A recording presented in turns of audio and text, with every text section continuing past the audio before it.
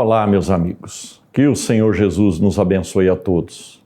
Estamos mais uma vez iniciando a luz do Evangelho e a nossa proposta hoje é estudarmos o capítulo número 20 do Evangelho segundo o Espiritismo, os trabalhadores da última hora. Estamos aqui com o nosso querido Dr. Aguinaldo, como sempre, para tecermos comentários a respeito do capítulo. Chama-nos a atenção esse capítulo em particular, que ele não contém nenhum comentário de Allan Kardec. Ou seja, o codificador da doutrina coloca a passagem evangélica da parábola dos trabalhadores da última hora e já, em sequência, coloca as instruções dos Espíritos. O que é que nós precisamos aprender, ou pelo menos nos aprofundar nessa questão? A vida é trabalho. Todos nós sabemos que a vida é trabalho. E Jesus foi muito taxativo a esse respeito quando ele diz: meu pai trabalha até hoje e eu trabalho também. Ou seja, ainda não há outra forma de participarmos da vida senão pelo princípio da utilidade. E é dessa forma que a gente precisa começar a tomar pé da situação, levando-nos, evidentemente, através da parábola dos trabalhadores da última hora, a um entendimento de que nós, enquanto espíritos imortais aqui na Terra, precisamos também fazer por onde trabalhar, polir, tirar as arestas do nosso espírito, ajudando as outras pessoas também a fazerem o mesmo. Trabalhar na seara de Jesus tem a ver trabalhar no burilamento da sociedade como um todo. É mais ou menos por aí, não é, doutor? Então, eu acho que nós temos que, Navarro, se me permite, a gente falar o que é essa parábola, porque aí tem muitas coisas para a gente comentar. Sim, com certeza. Eu quero reviver isso de perto, junto com vocês, para a gente estar analisando. Jesus disse o seguinte, que um pai de família, ele falou que é um pai de família, ele tinha uma vinha, vamos dizer assim, um reduto talvez agronômico, e ali ele precisava de trabalhador. E ele saiu convidando as pessoas para o trabalho, que estavam assim, às cercanias, talvez numa cidade, num ponto de trabalhadores. E aconteceu que ele saiu muito cedo. A primeira hora, 6 horas da manhã, veja que o trabalhador não era de deixar o tempo passar. Saiu às 6 horas da manhã e disse: vem trabalhar, vocês estão dispostos? Sim, estão. Então vocês vêm trabalhar e eu vou pagar para vocês um denário, vamos dizer assim, seria uma moeda equivalente a um dia de trabalho. Não, tudo bem. Aí saiu convidando mais outras pessoas às 9 horas da manhã, a terceira hora. Depois, a sexta hora, que seria meio-dia. Depois, a nona hora, que seria às 3. E já antes de fechar o ciclo de trabalho, que seria às 6 horas da tarde, a 1/10 hora, ou seja, a 11ª hora, chamou mais alguém. E eles vieram trabalhar. Mas no final do dia, então, o dono da vinha, o pai de família que convidou aqueles assalariados, disse assim, para o seu intendente, o seu, vamos dizer assim, o seu capataz, aquele que era responsável pelo pagamento. Comece a pagar todo mundo, mas comece por aqueles que chegaram por último. E então, todo mundo ali junto, ele pegou e deu uma moeda equivalente ao dia de trabalho para aquele que só trabalhou 1 hora. O outro que trabalhou 9 horas, também o mesmo dinheiro. E aquele que começou muito cedo, 12 horas de trabalho, disse: peraí, alguma coisa está errada. Porque ele chegou às 5 horas da tarde, o senhor vai pagar da mesma forma que nós trabalhamos o dia inteiro? Aí o dono da vinha, o pai de família, disse assim: olha, quanto eu combinei com você? Eu estou lhe pagando regiamente, eu não estou deixando de pagá-lo de acordo com aquilo que nós combinamos. Agora, me apraz pagar para aquele que chegou na última hora o mesmo tanto. Se eu sou bom, você não pode me comparar com você, que talvez não esteja entendendo a proposta. Por isso é que é chamado trabalhador da última hora, essa parábola, que ela é muito rica de informação. Eu queria que você comentasse, Navarro, a mensagem do Constantino, que ele já falou por que aquele trabalhador de última hora recebeu o mesmo salário dos outros que chegaram cedo. Esta questão, para a gente compreender com mais profundidade, pelo menos na nossa lógica pessoal, a gente precisa partir para o campo do Espírito. O que é trabalhar na vinha do Senhor? É se encaixar na implantação da mecânica divina, que é estabelecer a lei de amor. Ora, toda a lei de Deus está em nossa consciência. Toda a lei de Deus, que é de amor, é perceptível ao Espírito a partir do instante que o Espírito admite novos valores e novas possibilidades segundo o seu entendimento. Então, quando a gente analisa essa questão e a proposta desse capítulo do Evangelho é nos fazer raciocinar o seguinte: muitos trabalhadores começaram muito antes de nós, que são os da primeira hora. Nós estamos chegando, e falo isso por mim, na última hora. Ora, à medida em que a gente adentra o trabalho junto da proposta divina, nós estamos nos encaminhando para ter uma sintonia com a lei de Deus, que é a lei de amor. Como essa lei de Deus está em nossa consciência, o reflexo da nossa atitude em relação à lei de Deus será positivo, ou seja, uma percepção da felicidade, tranquilizando a nossa consciência, porque tudo aquilo que a gente faz errado, né, reverbera em sentido contrário para as nossas percepções e intranquiliza a nossa consciência e, levando a efeito o entendimento que os Espíritos nos trazem na questão 922 do Livro dos Espíritos, intranquilidade da consciência é percepção da infelicidade na Terra, porque o contrário traz felicidade. Então, o pagamento, segundo a parábola, é o pagamento de ter acesso à felicidade. Quem começou primeiro é feliz há mais tempo, sente-se melhor há mais tempo. Então nós estamos num exercício de entendimento com relação àquilo que precisa. Mas de outra forma, a gente precisa compreender que Deus não é injusto. Se Ele não é injusto, Ele está fazendo um pagamento correspondente àquilo que é de direito de cada um de nós. Então, a partir do momento que a gente adentra a seara, a gente já tem direito ao mesmo pagamento de que quem está lá atrás, né? Mas a gente precisa jogar fora o sentimento menos feliz, que é o da inveja, que é o da ganância, que é o do desejo de ter mais do que os outros. Ou seja, na seara divina, todos nós somos iguais, com direito ao mesmo pagamento. Lembrando que esse trabalhador de última hora, que somos nós, né? Poderíamos não receber o salário, viu? No momento que ele estivesse lá sem fazer nada e fosse convidado para o trabalho, não, eu estou de boa. Ele não aceitando o convite, ele não vai receber o salário. E aqueles que nem se propõem a trabalhar e ainda infelicitam os outros, agridem, violentam, desrespeitam. Quer dizer, esse está mais longe ainda de receber o salário. E lembrando que nós hoje, como você já mencionou, estamos desfrutando de todo aquele pessoal que chegou muito cedo e já preparou tudo. Hoje está tudo esquematizado. Como diz o Martins Peral, nós somos milionários pelo Espiritismo.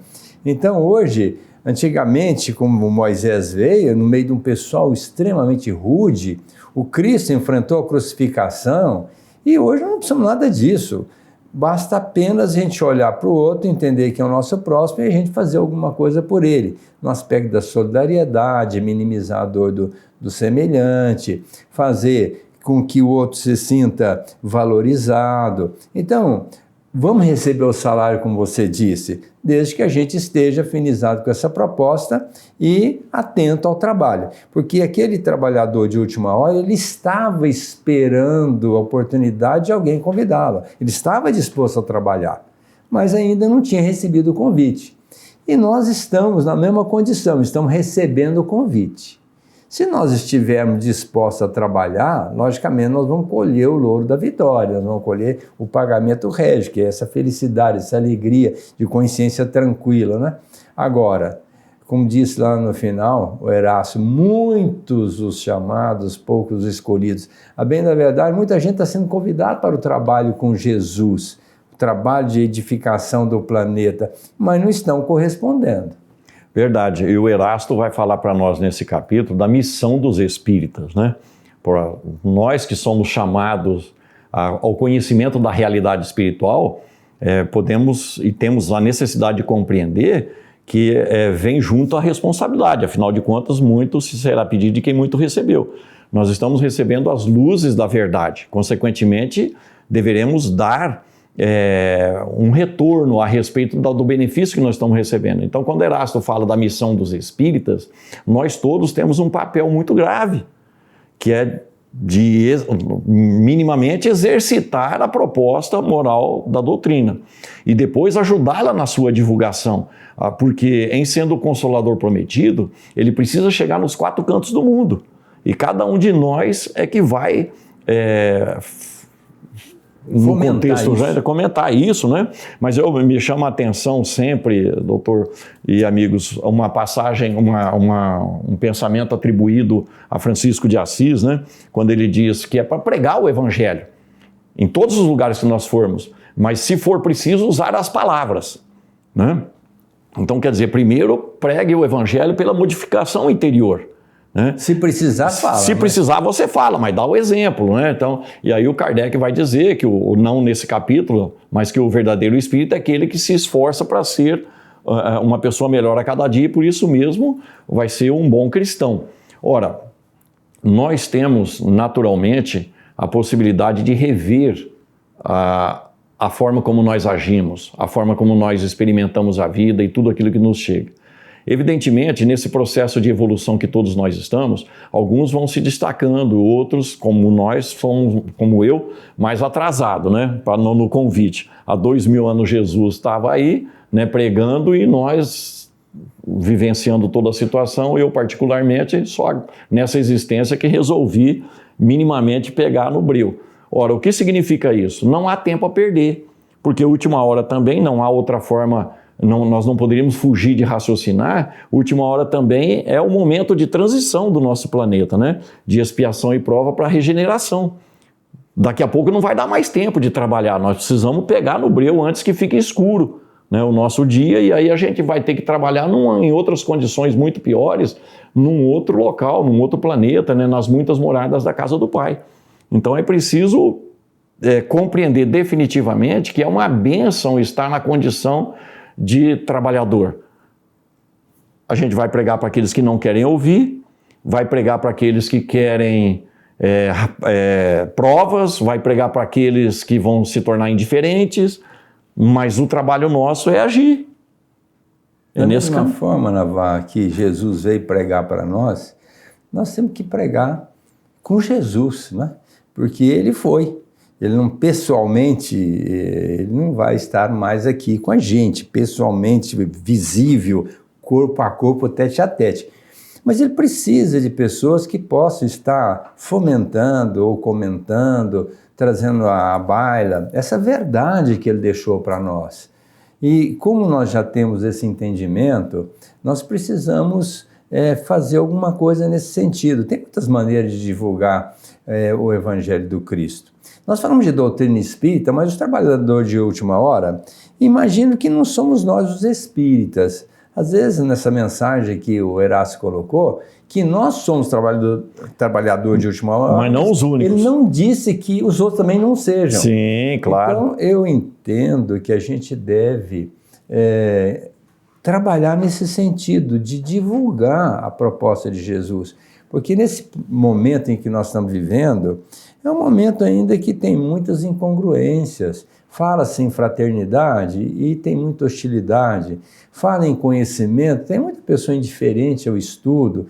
Fala em fazer visitas às pessoas e tem criaturas extremamente sedentárias. E o tempo passa.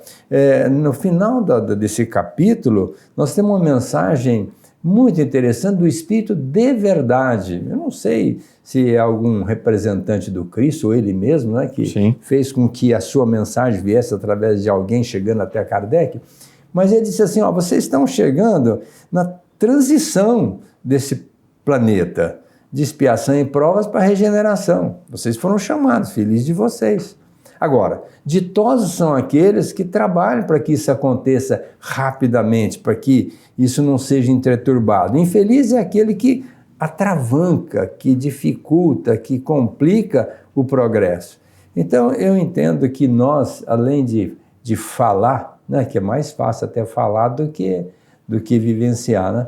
Mas nós precisamos estar falando com um amigo, com a nossa família, no trabalho, pelo menos naquele momento em que a gente percebe que pode fazer uma colocação evangélica, do Cristo, né? Para facilitar a vida. Eu acho que o Evangelho, existe uma palavra muito interessante usada pelo Mário Frigério, que é a transumância.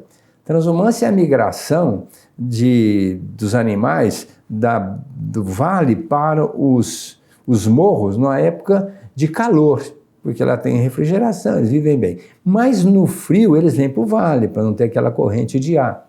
Eu falo que o Evangelho faz uma verdadeira transumância, ou seja, traz o refrigério para nós na época de sofrimento e traz o calor naquele momento em que a gente está sofrendo, está numa situação difícil.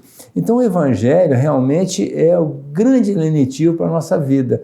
Haja vista a colocação de Jesus: eu vim para que tenhas vida e vida em abundância.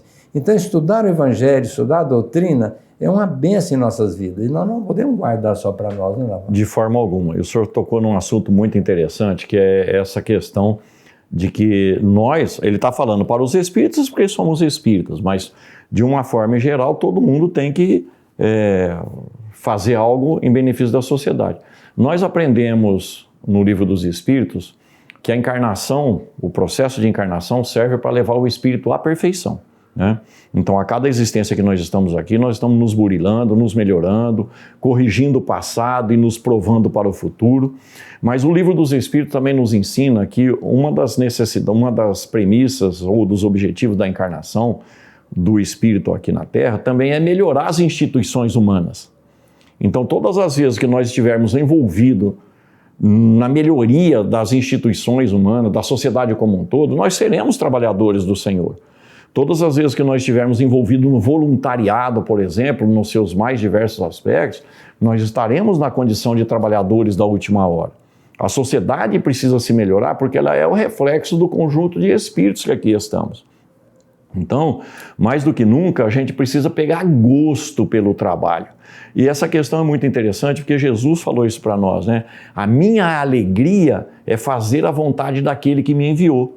A vontade de Deus é que as coisas aconteçam a nosso favor, porque para Ele não precisa, Ele já é toda a perfeição. Então a vontade de Deus é que as coisas boas aconteçam a nosso favor. E se a gente pega gosto por fazer o bem, atendendo às necessidades do próximo como gostaríamos que as nossas fossem atendidas, proposta do Evangelho, a regra de ouro do Evangelho, segundo Jesus, nós estaremos trabalhando na seara divina, de forma que a gente vai melhorando a instituição, não só para nós, mas também para todos aqueles que têm acesso.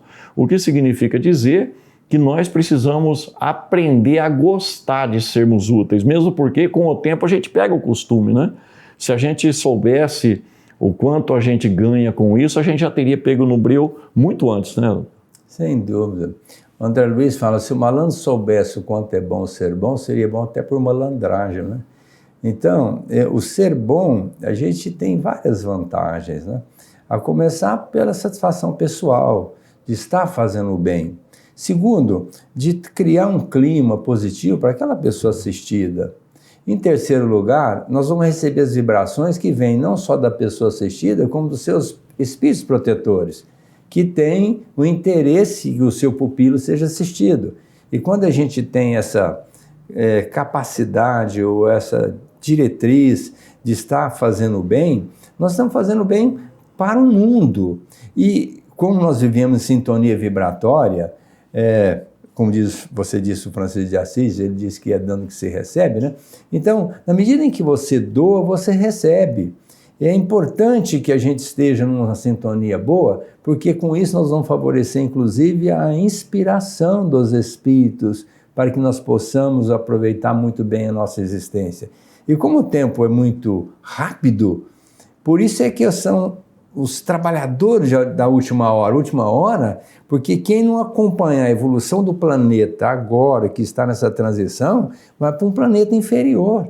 E quando chegar lá, vai se dar conta desse paraíso perdido que é o planeta Terra, que não é valorizado, que não é respeitado, que não é ainda tido como um paraíso, porque se nós não tivéssemos mais orgulho, se nós não tivéssemos mais egoísmo, nós estaríamos no paraíso aqui na Terra, um pessoal maravilhoso, não precisava, nem doença teria, mas ainda nós estamos vivendo um mundo de expiação e provas. E esse é o último momento mesmo que a gente tem. Talvez algumas reencarnações ainda, mas o chamamento do Cristo é evidente, para que a gente venha para a sua seara, para o seu redil, e nos transformemos em ovelhas pacíficas, voltadas para o bem, e não sejamos esses lobos que estejam aí agredindo uns aos outros, como a gente vê ainda. Basta a gente pegar uma televisão e ver o noticiário, um jornal. Quantas pessoas que ainda não entenderam nada da proposta divina? Verdade. A gente precisaria também analisar as coisas no seguinte aspecto. Nós somos beneficiados, como o doutor colocou, por aqueles que já vieram antes de nós. Então, ao mesmo tempo que a gente está fornecendo com a nosso suor resultado para que outros tirem proveito, nós estamos, evidentemente, quitando, entre aspas, aquilo que já recebemos. Mas o que ocorre? Nós vivemos num mundo onde as discrepâncias são muito grandes. E os bons, como nós todos sabemos, são meio tímidos. E Jesus foi muito claro a respeito daquilo que a gente precisa fazer aqui na Terra. Em primeiro lugar, fazer brilhar a nossa luz. Fazei brilhar a vossa luz. Ou seja, é uma orientação em função daquilo que o nosso espírito, em termos de luminosidade espiritual, ainda está apagado. Porque se ele pede para a gente brilhar a nossa luz, significa que ela precisa ser alterada no seu funcionamento, né? O Livro dos Espíritos vai falar sobre essa luminescência do nosso espírito nas duas questões 88. Mas o que nós gostaríamos de deixar muito claro aqui para nós é que a gente precisa aprender a mostrar as boas obras. Fazei brilhar a vossa luz para que vejam as vossas boas obras, disse Jesus. E todos deem glórias a Deus. O que significa, evidentemente, que temos que trabalhar essa questão do orgulho e da vaidade por aquilo que está sendo construído.